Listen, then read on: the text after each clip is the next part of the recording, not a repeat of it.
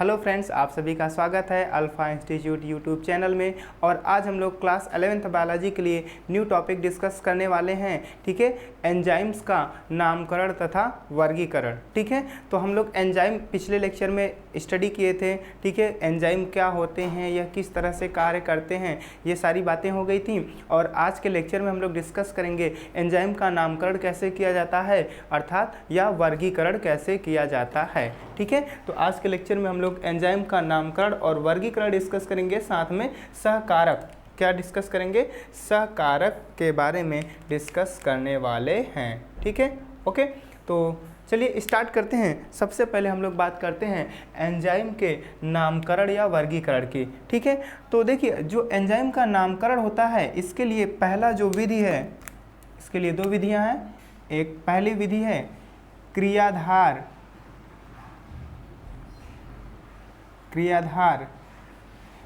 के आधार पर। किसके आधार पर? क्रियाधार के आधार पर। तो आप लोगों को पता है कि मालूम है कि क्रियाधार क्या होता है। क्रियाधार का मतलब होता है सबस्ट्रेट। क्या कहते हैं? सबस्ट्रेट। अर्थात एंजाइम जिस पे कार्य करता है, जिसको उत्प्रेरित करता है, जिसको प्रोडक्ट में बदलता है, उत्पाद में बदलता है, उसी को क्या कहते हैं? क्रियाधार कहते हैं। ठीक है, तो इसके आधार पे जो एंजाइम्स हैं उनका नाम रखा जाता है। तो सबसे पहले यह जो विधि थी, इस एक वैज्ञानिक हैं डॉकलॉक्स। कौन? डॉकलॉक्स। डॉकलॉक्स ने क्या किया, जो एंजाइम्स होते हैं उसका नाम क्रियाधार के आधार पे रखा। ठीक है, और जो क्रियाधार होते हैं उनके उसमें क्या लगा करके? प्रत्यय। क्रियाधार के कैसे रखा? क्रियाधार में प्रत्यय। क्रियाधार में प्रत्यय एज। क्रियाधार में प्रत्यय एज लगा करके लिखा जाता है एंजाइम का नाम। ठीक है, ASE एज लगाया जाता है क्रियाधार के नाम में। एग्जाम्पल देखिए, बहुत ही आसान है, समझ में आ जाएगा। मान लीजिए कोई पदार्थ है प्रोटीन। ठीक है, कौन सा पदार्थ है? प्रोटीन। तो प्रोटीन पे जो एंजाइम कार्य करेगा उस एंजाइम का नाम होगा प्रोटीएज। क्या नाम होगा? प्रोटीएज। समझ में आया? इसी तरह से जो मान लीजिए न्यूक्लिक अम्ल है। कौन सा पदार्थ है? न्यूक्लिक अम्ल। न्यूक्लिक अम्ल है, न्यूक्लिक एसिड है। इस पे जो एंजाइम काम करेगा उसका नाम होगा न्यूक्लिएज। ठीक है, इसी तरह से प्रोटीन पे प्रोटीएज, न्यूक्लिक अम्ल पे न्यूक्लिएज। अगर मान लीजिए लिपिड है, क्या है? लिपिड है। ठीक है, लिपिड्स हैं या लिपिड है, तो इस पे जो एंजाइम कार्य करेगा उसका नाम होगा लाइपेज। ठीक है, इसी तरह से कार्बोहाइड्रेट होगा तो कार्बोहाइड्रेज। ठीक है, इसी तरह से क्या किया जाता है? एंजाइम का नामकरण किया जाता है। पीछे या अंत में क्या लगाया जाता है? क्रियाधार के अंत में प्रत्यय एज लगा करके लिखा जाता है। ठीक है, तो यह बहुत ही सरल प्रकार का क्या है? नामकरण है। इसके बाद दूसरा जो मेथड है वह है इंटरनेशनल यूनियन ऑफ बायोकेमिस्ट्री का मेथड। ठीक है, तो ये पहला मेथड था क्रियाधार के आधार पे, जिसको किसने दिया था? डॉकलॉक्स ने दिया था। ठीक है, तो दूसरा मेथड आइए हम लोग देखते हैं। सॉरी, दूसरा मेथड है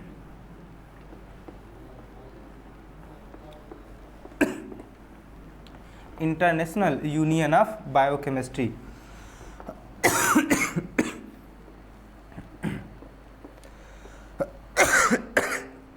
सॉरी,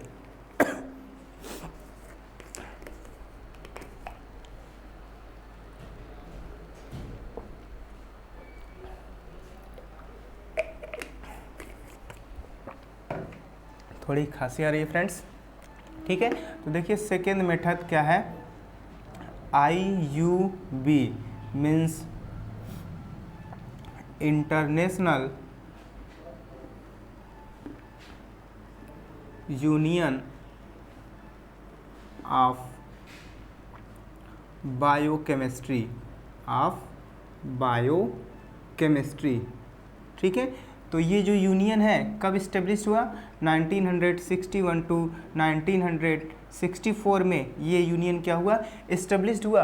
और इन्होंने क्या किया, इस यूनियन के अकॉर्डिंग जो एंजाइम्स होते हैं वो कुल 6 वर्गों में, 6 वर्गों में बटे होते हैं। ठीक है, इसकी प्रॉपर्टी की अगर हम बात करते हैं तो एंजाइम को कुल कितने वर्गों में बांटा गया है? एंजाइम को 6 वर्गों में बांटा गया है। कितने वर्गों में? 6 वर्गों में बांटा गया है। समझ में आया? कितने वर्ग हैं कुल एंजाइम के? 6 वर्ग हैं। और जो प्रत्येक वर्ग होता है, क्या होता है? प्रत्येक वर्ग में 4 से लेकर के 13 क्या हो सकते हैं? उपवर्ग होते हैं। 4 से लेकर 13 उपवर्ग होते हैं। जो एंजाइम है कुल सभी एंजाइम्स को 6 वर्गों में बांटा गया है। और जो हर एक वर्ग है कम से कम 4 और अधिकतम क्या हो सकते हैं? 13 उपवर्ग इसमें हो सकते हैं। ठीक है फ्रेंड्स, समझ में आया ना? कितने उपवर्ग हो सकते हैं? 13 उपवर्ग हो सकते हैं। तो इस तरह से एंजाइम को क्या किया गया है? 6 वर्गों में बांटा गया है। अगर एंजाइम के नाम की बात करते हैं तो एंजाइम का नाम 2 भागों में लिखा जाता है। कितने भागों में लिखा जाता है? एंजाइम का नाम 2 भागों में लिखा जाता है। कितने भागों में? 2 भागों में लिखा जाता है या 2 भागों में होता है। ठीक है, कोई प्रॉब्लम नहीं है, 2 भागों में लिखा जाता है या होता है। जो पहला भाग होता है, ठीक है, फर्स्ट पार्ट या पहला भाग क्या होता है? पहला भाग होता है क्रियाधार का नाम। ठीक है, अर्थात सबस्ट्रेट होता है। पहला भाग क्या होता है? सबस्ट्रेट या क्रियाधार। अब आप लोगों को पता है क्रियाधार क्या होता है, जिस पे एंजाइम काम करता है। ठीक है, और दूसरा भाग जो होता है सेकेंड पार्ट क्या होता है? देखिए, सेकेंड पार्ट होता है अभिक्रिया का प्रकार या टाइप्स ऑफ रिएक्शन। वह किस प्रकार की अभिक्रिया है? ठीक है, अभिक्रिया का प्रकार,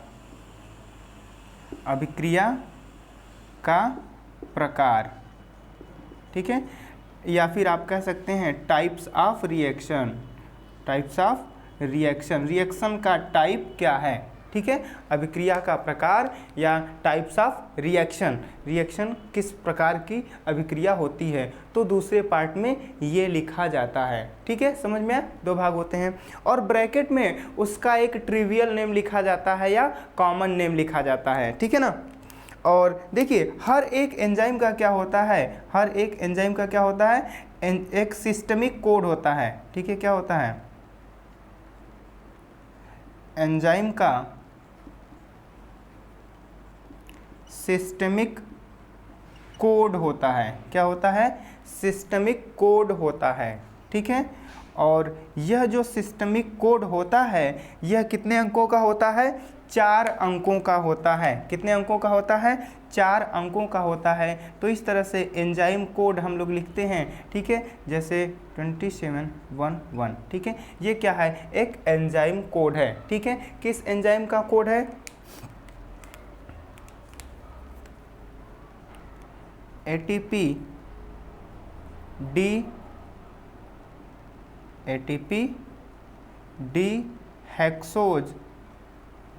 डीहेक्सोज फास्फो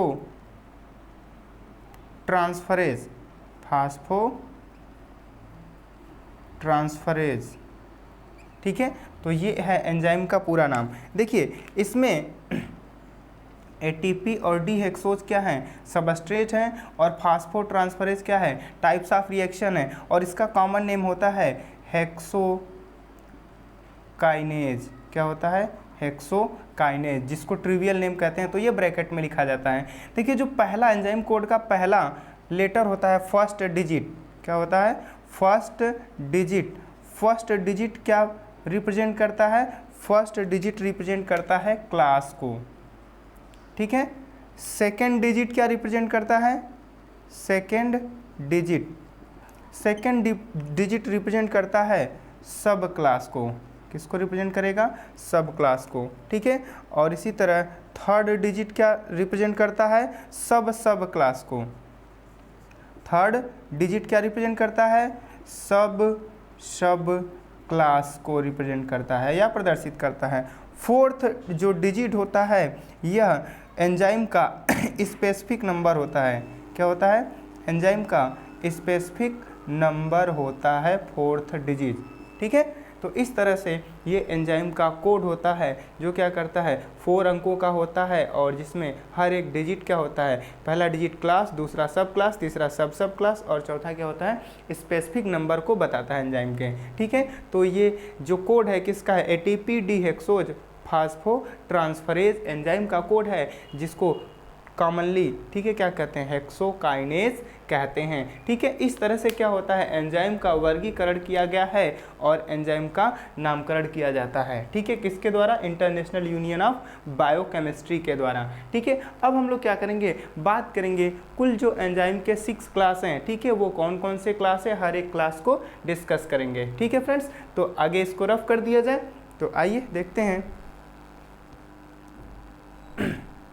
चलिए तो इसको रफ कर देते हैं।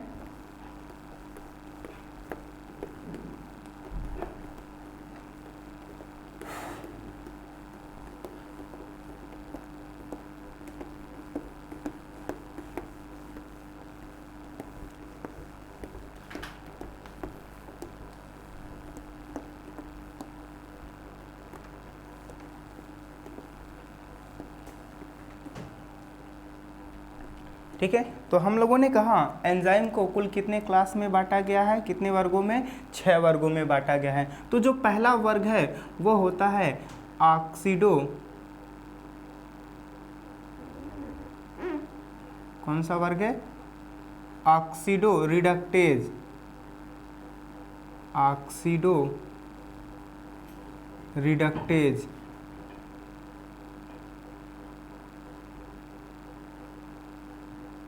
ठीक है, ऑक्सीडो रिडक्टेज।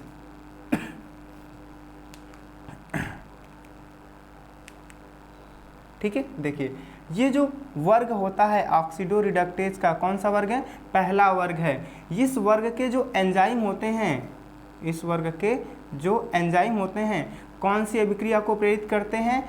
ऑक्सीकरण, ठीक है, ऑक्सीकरण और अपचयन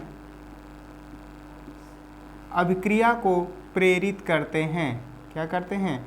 ऑक्सीकरण अपचयन अभिक्रिया को प्रेरित करते हैं, प्रेरित करते हैं, ठीक है। कौन सी अभिक्रिया को? ऑक्सीकरण और अपचयन अभिक्रिया को प्रेरित करते हैं, ठीक है। देखिए यहाँ पे क्या होता है, 2 पदार्थ हैं। एग्जाम्पल देखिए, आराम से समझ में आ जाएगा।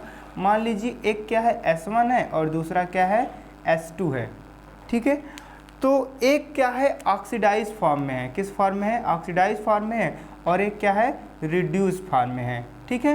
तो इसके बाद यहाँ पे एंजाइम वर्क करेगा और जो S1 है, देखो पहले ऑक्सीडाइज था, तो यहाँ पे S1 क्या हो जाता है? रिड्यूस्ड हो जाता है। S1 क्या हो जाता है? रिड्यूस्ड हो जाता है, अर्थात अपचयित हो जाता है। और जो S2 है, S2 क्या हो जाता है? ऑक्सीडाइज्ड हो जाता है, ठीक है। और इस अभिक्रिया में क्या होता है? मुख्यतः हाइड्रोजन एटम का क्या होता है? ट्रांसफ़र किया जाता है। यहाँ से हाइड्रोजन एटम ट्रांसफ़र किया गया इसके ऊपर, जिसके कारण ये ऑक्सीडाइज हो गया और ये रिड्यूस हो गया S1, ठीक है। तो S का मतलब क्या है? सबस्ट्रेट या क्रियाधार। 2 हैं तो इसलिए S1 और S2 लिख दिया गया है, ठीक है ना। तो सभी जो एंजाइम्स होते हैं वो क्या करते हैं? इसी समूह में आते हैं एक तरह से। तो सभी अभिक्रिया क्या होती हैं? ऑक्सीडेशन और रिडक्शन होती हैं, ऑक्सीकरण अपचयन होता है। तो सभी एंजाइम्स इसी समूह में आते हैं। अगर किसी स्पेसिफिक एंजाइम्स की बात करते हैं तो एल्कोहल NAD डिहाइड्रोजिनेज, ठीक है। कौन सा एंजाइम? एंजाइम का एग्जाम्पल क्या होगा इसका? Example alcohol NAD, alcohol NAD, oxido reductase, oxido reductase या डिहाइड्रोजिनेज कॉमन नेम है इसका, ठीक है। तो ये एंजाइम क्या होता है, इस ग्रुप का एग्जाम्पल होता है अल्कोहल NAD ऑक्सीडो रिडक्टेज। समझ में आया, ठीक है। तो ये पहला ग्रुप है। नेक्स्ट दूसरा ग्रुप जो है वो कौन सा ग्रुप है, ट्रांसफरेजेज। कौन सा ग्रुप है दूसरा, ट्रांसफरेजेज।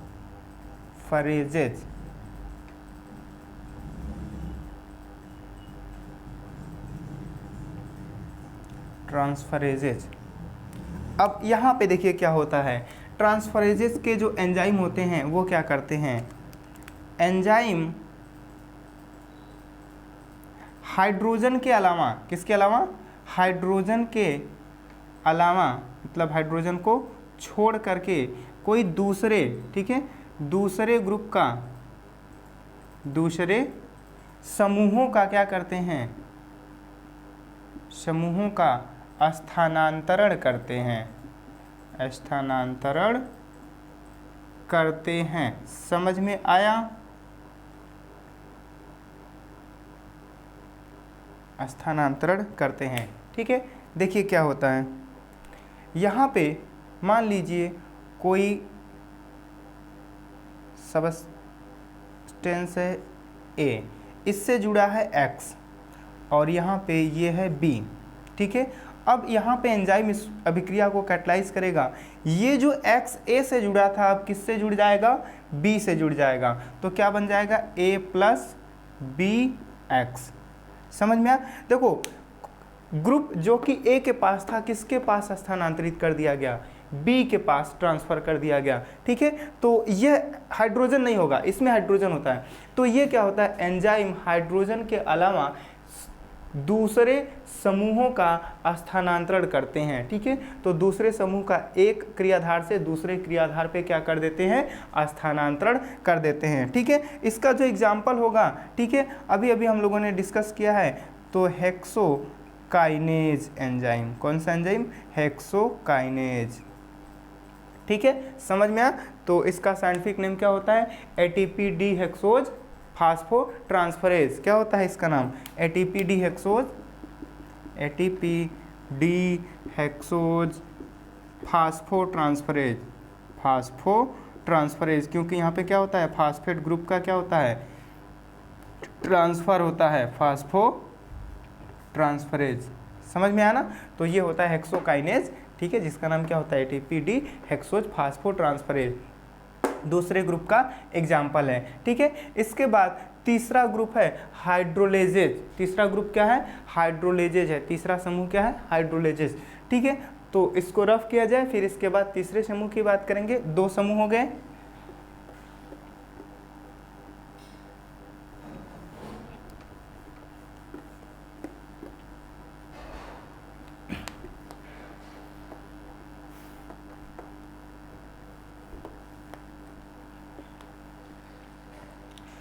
तीसरा समूह है एंजाइम का, क्या है, हाइड्रोलेजेज।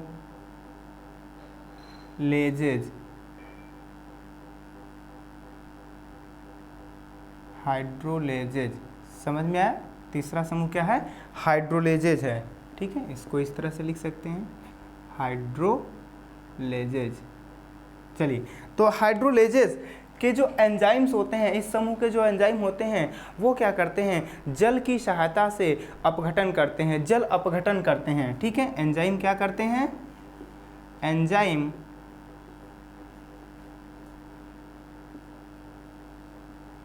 बंधों का, मतलब जो भी बॉन्ड होते हैं क्या करते हैं, जल अपघटन करते हैं। अर्थात अपघटन का मतलब तोड़ना, जल की उपस्थिति में या जल की सहायता से क्या करते हैं, तोड़ देते हैं बंधों को, ठीक है, या उसको प्रेरित करते हैं। जल अपघटन की क्रिया को क्या करते हैं, प्रेरित करते हैं। तो यहाँ पे एग्जाम्पल देखिए कैसे होगा। मान लीजिए यहाँ पे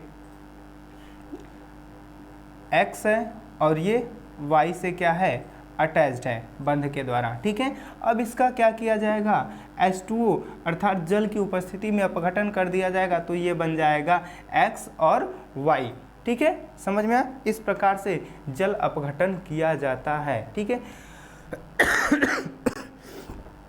तो इस ग्रुप का जो एग्जाम्पल्स होते हैं ऑल डाइजेस्टिव एंजाइम, ठीक है, एग्जाम्पल इसका क्या होगा? All digestive enzyme. ठीक है, तो जितने भी हमारे इंटेस्टाइन में, स्टमक में एंजाइम्स होते हैं, जैसे ट्रिप्सिन्स हैं, पेप्सिन्स हैं, ठीक है, कार्बोक्सी पेप्टाइडेज है, अमीनो पेप्टाइडेज हैं, बहुत सारे एंजाइम्स होते हैं। तो सभी एंजाइम्स क्या होते हैं? डाइजेस्टिव एंजाइम्स होते हैं। ये जल की उपस्थिति में ही कार्य करते हैं, जल के द्वारा ही अपघटन करने का कार्य करते हैं। ठीक है, समझ में आया? ठीक है, ऑल डाइजेस्टिव एंजाइम्स किसके एग्जाम्पल है? हाइड्रोलेजेस के। चौथा नेक्स्ट ग्रुप देखिए, फोर्थ ग्रुप है लाइएजेज।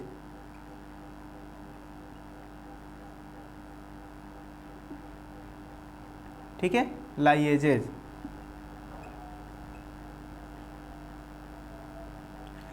ये एंजाइम क्या करता है? देखिए, ये एंजाइम क्या करते हैं?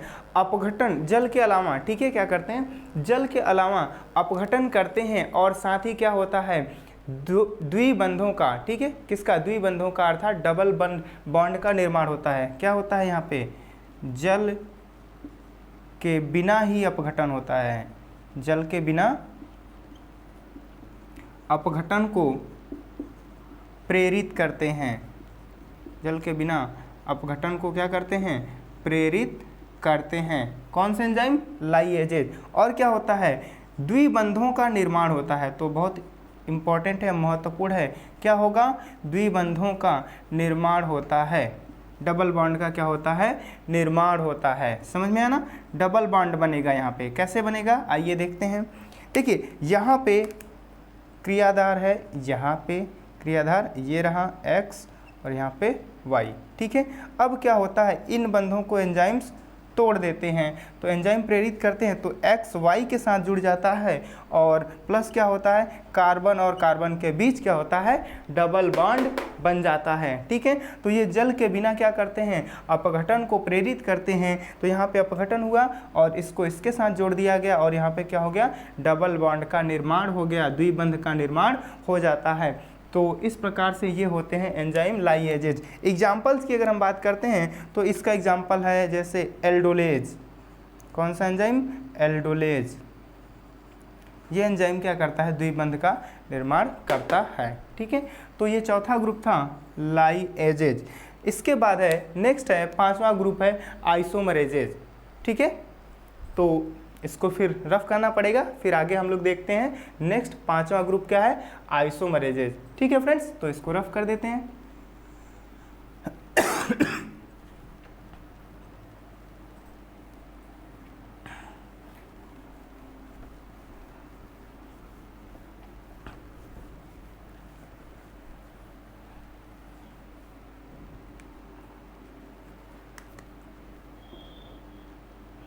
नेक्स्ट पांचवा ग्रुप क्या है? आइसोमरेजेज।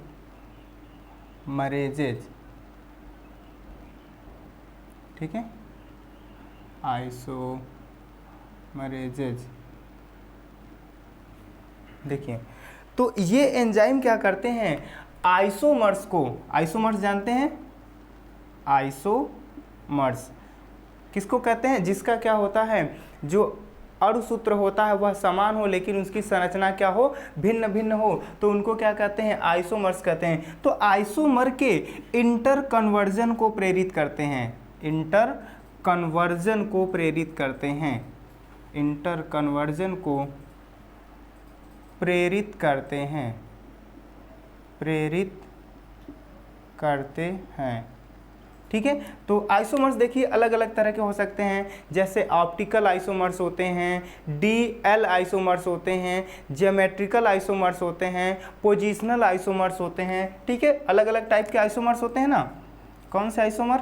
ऑप्टिकल आइसोमर्स, जियोमेट्रिकल आइसोमर और पोजिशनल आइसोमर्स।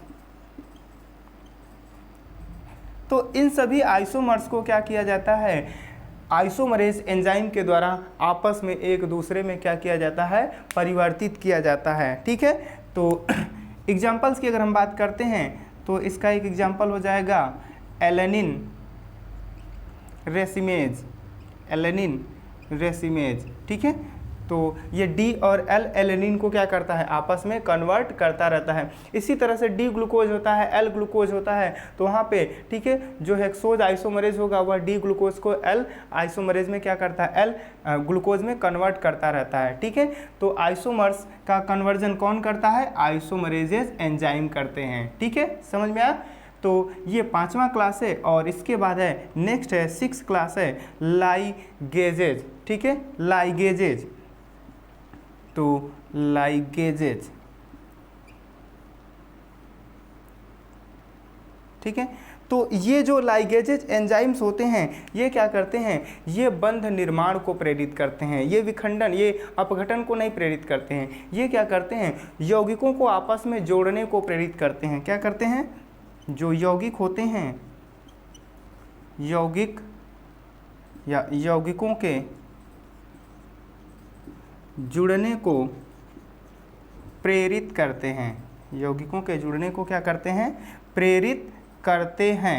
अर्थात क्या करते हैं, बंध निर्माण को प्रेरित करते हैं, बंध निर्माण को प्रेरित करते हैं, बंध निर्माण को प्रेरित करते हैं। किस तरह का बंध निर्माण होगा, देखिए carbon oxygen, carbon carbon, carbon के साथ नाइट्रोजन या कार्बन के साथ सल्फर, इन सभी बंधों के निर्माण को क्या करते हैं, लाइगेजेज जो एंजाइम्स होते हैं ये क्या करते हैं, प्रेरित करते हैं, ठीक है, समझ में आया। तो अगर हम एग्जांपल्स की बात करते हैं तो डीएनए लाइगेज, डीएनए लाइगेज जो एंजाइम है, ठीक है,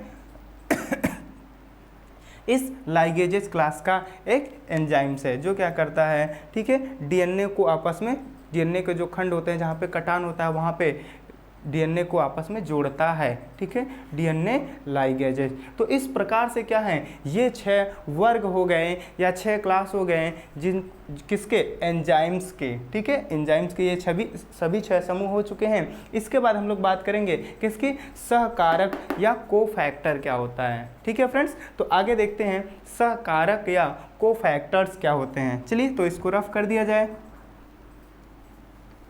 आप लोग साथ में नोट करते रह सकते हैं, नोट कर सकते हैं, ठीक है।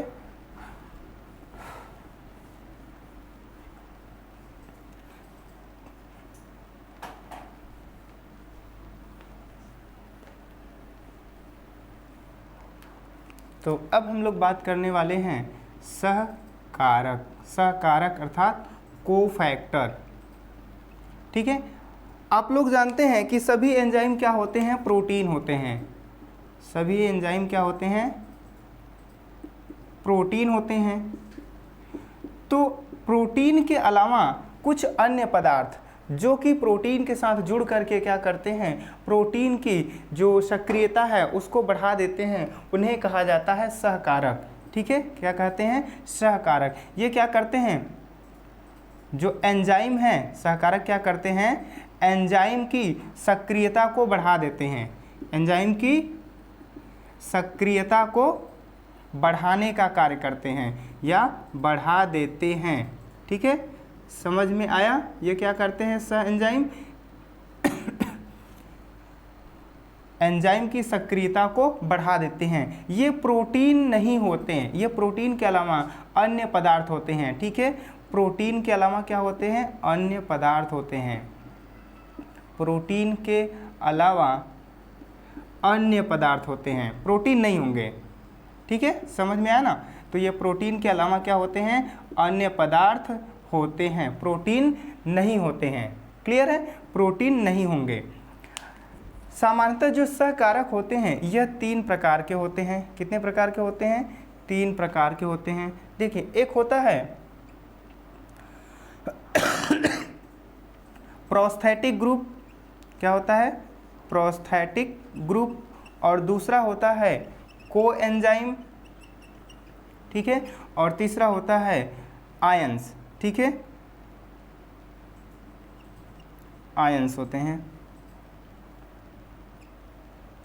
देखिए सिंपली प्रोस्थेटिक ग्रुप की अगर हम बात करते हैं तो ये कार्बनिक पदार्थ होते हैं। कैसे पदार्थ होते हैं, कार्बनिक पदार्थ होते हैं, कार्बनिक यौगिक होते हैं या पदार्थ होते हैं। और ये क्या होते हैं, कैसे जुड़े रहते हैं, स्थायी रूप से जुड़े होते हैं। कैसे जुड़े होते हैं, स्थायी रूप से जुड़े रहते हैं। किससे, एंजाइम से जुड़े रहते हैं, जुड़े रहते हैं। ठीक है, जो प्रोस्थेटिक ग्रुप होता है यह एंजाइम से क्या होता है, अस्थायी रूप से जुड़ा होता है या सहसंयोजक बंधों के द्वारा जुड़ा होता है। किस बंधों से, सहसंयोजक बंधों से जुड़ा होता है, या अस्थायी रूप से जुड़ा रहता है, या परमानेंटली जुड़ा होता है। और ये क्या करता है, एंजाइम की सक्रियता को बढ़ाता है। ठीक है, अगर हम कुछ एंजाइम्स की बात करते हैं, जैसे सॉरी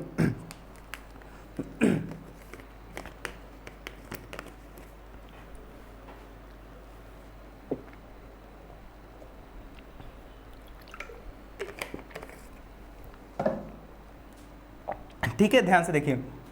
एग्जाम्पल क्या होगा, एग्जाम्पल होगा जैसे एंजाइम है परऑक्सीडेज। कौन सा एंजाइम, परऑक्सीडेज एंजाइम है। ठीक है, या कैटालेज। कौन सा एंजाइम, कैटालेज। तो ये एंजाइम क्या करते हैं, जो H2O2 होता है, हाइड्रोजन परऑक्साइड, इसको O2 प्लस H2O में क्या करते हैं, ब्रेक कर देते हैं। ठीक है ना।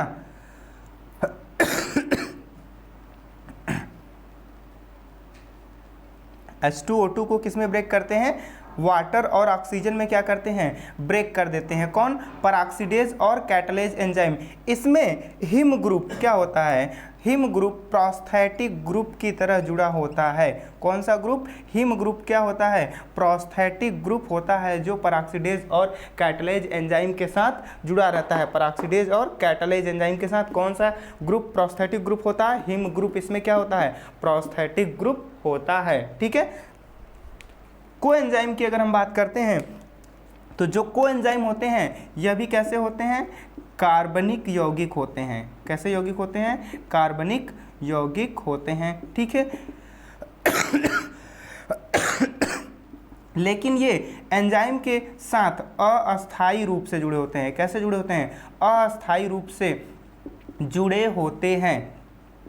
ठीक है, अस्थायी रूप से जुड़े होते हैं। अगर इसके एग्जाम्पल्स की बात करते हैं तो NAD, ठीक है, एक क्या होता है, को एंजाइम की तरह काम करता है। ठीक है, जो NAD डिहाइड्रोजिनेज एंजाइम के साथ क्या होता है, जुड़ा होता है। तो NAD क्या होता है, एक कोएंजाइम होता है। या एसिटिल कोएंजाइम ए का नाम सुना है आप लोगों ने, तो एसिटिल कोएंजाइम ए भी क्या होगा, इसका एक एग्जाम्पल हो जाएगा, एसिटिल कोएंजाइम ए। ठीक है, देखो एसिटिल कोएंजाइम ए या कोएंजाइम ए। ठीक है ना, तो ये क्या होते हैं, कोएंजाइम के एग्जाम्पल्स होते हैं। आयंस की बात करते हैं तो इनऑर्गेनिक आयंस जैसे मैग्नीशियम आयन है, ठीक है, या फिर जिंक आयन है, ये क्या करते हैं, ये बहुत सारे एंजाइम्स के क्या करते हैं, अभिक्रिया एंजाइम की सक्रियता को क्या करते हैं, बढ़ा देते हैं। ठीक है, तो इस तरह से क्या होता है, ये सहकारक होते हैं,